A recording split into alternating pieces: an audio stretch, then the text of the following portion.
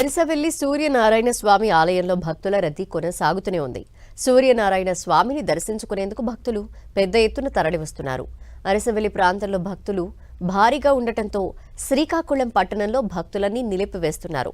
అన్ని టికెట్ల దర్శనాలని రద్దు చేశారు ఆలయ అధికారులు.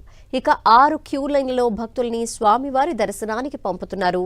అరిసవెల్లి ఆలయంలో తాజా పరిస్థితిని మా ప్రతినిధి బాలు అందిస్తారు.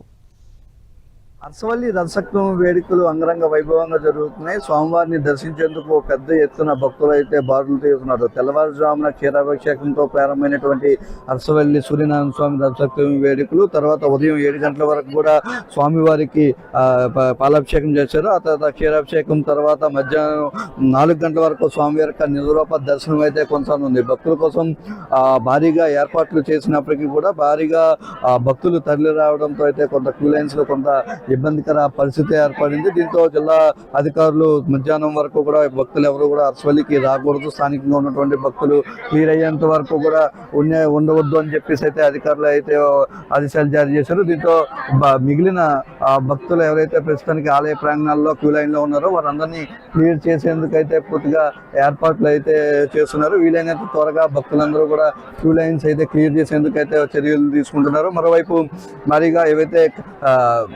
మెజ్జింగ్ ఇబ్బందులు పడ్డారో అంటే ఎవరు ఏ క్యూ లైన్లోకి వెళ్ళాలా అనే దానిపై కొంత ఇబ్బందికర పరిస్థితులు ఏర్పడడంలో రకరకాల క్యూ లైన్స్ లో అందరూ దూరిపోవడం, దీంతో కొన్ని ప్రాంతాల్లో అయితే కొంత తొక్కిసలాట ఘటన వరకు జరగడంతో అటు మొత్తం అన్ని క్యూ లైన్స్ లో కూడా భక్తులందరినీ కూడా అనుమతిస్తూ ఉన్నారు. దీంతో కొంత క్రౌడ్ మధ్యాహ్నం లోపు క్రౌడ్ కొంత క్లియర్ అవుతుందని చెప్పేసి అయితే అధికారులు భావిస్తున్నారు. మరోవైపు ఏదైతే ఇప్పటికే జిల్లా వ్యాప్తంతో పాటు ఇతర జిల్లాల నుంచి కూడా పెద్ద ఎత్తున భక్తులు వస్తుండడంతో మిగిలిన వారిని కొంత 2 కిలోమీటర్ల దూరంలో 80 ఫీట్ రోడ్లోనే వారందరినీ కూడా ఉంచుతున్నారు. వారిని ఎక్కడైతే మొత్తం ఈ క్యూ లైన్స్ అన్ని క్లియర్ అయిన తర్వాత ఈ క్యూ లైన్లోకి వారిని పంపించాలని చెప్పేసి వీటిని బాక్సుల్లోకి కూడా పంపించాలని చెప్పేసి అయితే అధికారులు భావిస్తున్నారు. మరోవైపు భారీ భద్రత ఏర్పాటు చేశారు. మొత్తం 20 సెక్యూరిటీ జోన్స్ని ఏర్పాటు చేసుకుని ఎలాంటి ఇబ్బందులు కూడా జరగకుండా, ముఖ్యంగా తొక్కిసలాట ఘటనల నేపథ్యంలో గతంలో ఉన్నటువంటి అనుభవాల దృష్ట్యా ఎక్కడ తొక్కిసలాట ఘటన జరగకుండా అయితే పూర్తిగా చేస్తున్నారు. మరోవైపు స్వచ్ఛంద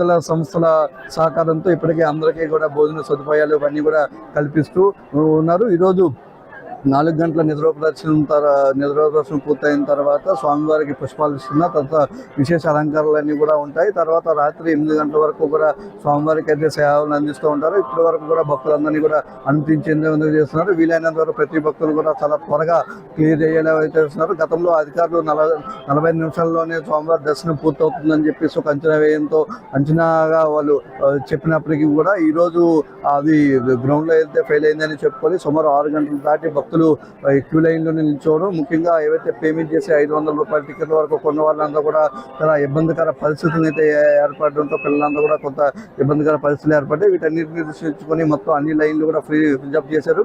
ప్రతి లైన్లో కూడా భక్తుల్ని అందరినీ అనుమతిస్తూ ఉన్నారు. వీలైనంత త్వరగా భక్తులకి దర్శనం కల్పించి స్వామివారి దర్శనాన్ని కల్పించి అయితే బయటకు పంపించే విధంగా అయితే ఏర్పాటు చేశారు. మొత్తానికి బయట నుంచి వచ్చింటే భక్తులకు కూడా సుమారు 2 కిలోమీటర్లు నడవాల్సి వస్తుంటే వారందరూ కూడా కొంత ఇబ్బందికర పరిస్థితుల నేపథ్యంలో వారికి కూడా ప్రత్యేక బస్సులను ఇక్కడ నుంచి లోన్ షటిల్ సర్వీస్ అయితే కొంత ఏర్పాటు చేసి సహాయ సహకారాలు అయితే అందిస్తున్నారు. ఓవరాల్గా చూసుకుంటే సాయంత్రం వరకు జరగనున్నటువంటి రథసప్తమి వేడుకలు అయితే ఘనంగా జరుగుతున్నాయి. మరోవైపు భక్తులు అయితే పోటెత్తుతూనే ఉన్నారు, కొనసాగుతూనే ఉంది భక్తుల యొక్క తాకిడి అయితే. ఇది సాయంత్రం వరకు కొనసాగుతున్న నేపథ్యంలో దూర ప్రాంతాల నుంచి ఎవరైతే ఎక్కువగా భక్తులు కొంత సమయం వేచి ఉండి రావాలని చెప్పేసి అయితే అధికారులు సూచిస్తూ ఉన్నారు.